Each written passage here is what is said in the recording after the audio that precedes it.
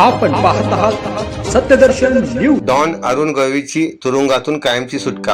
Underworld don कुख्यात gangster Arun गवळी उर्फ daddy याची मुदतपूर्व सुटका करण्यात यावी असे निर्देश नागपूर खंडपीठाने दिले आहेत।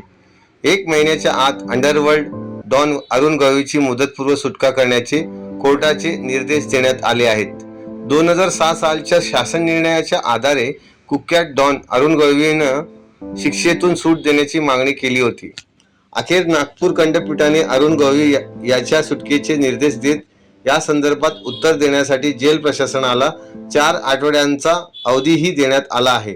नगरसेवक कमलाकर जामसांडेकर यांच्या हत्या प्रकरणात अरुण गवळी उर्फ डॅडी याला जन्मठेपेची शिक्षा झाली होती। तसेच इतर गुन्हेगारी कृत्यासाठीही त्याला जन्मठेप ठोठावण्यात आली। सध्या अरुण गवळी नागपूरच्या तुरुंगात शिक्षा भोगत आहे। गँगस्टर अरुण गवळीच्या याचिकेवर नागपूर खंडपीठात सुनावणी पूर्ण झाली होती, मात्र कोर्टानं निकाल राखून ठेवला होता। त्यावर आज निर्णय देताना नागपूर खंडपीठाने अरुण गवळी याच्या मुदतपूर्व सुटकेचे निर्देश दिले, मात्र त्या संदर्भात उत्तर देण्यासाठी जेल प्रशासनाला 4 आठवड्यांचा अवधीही दिला आहे। आता जेल प्रशासन काय निर्णय घेणार हे पाहणं महत्त्वाचं ठरणार आहे। शिवसेनेचे नगरसेवक कमलाकर जामसांडेकर यांच्या खून प्रकरणात अरुण गवळी यावा जन्मठेपेची शिक्षा झाली।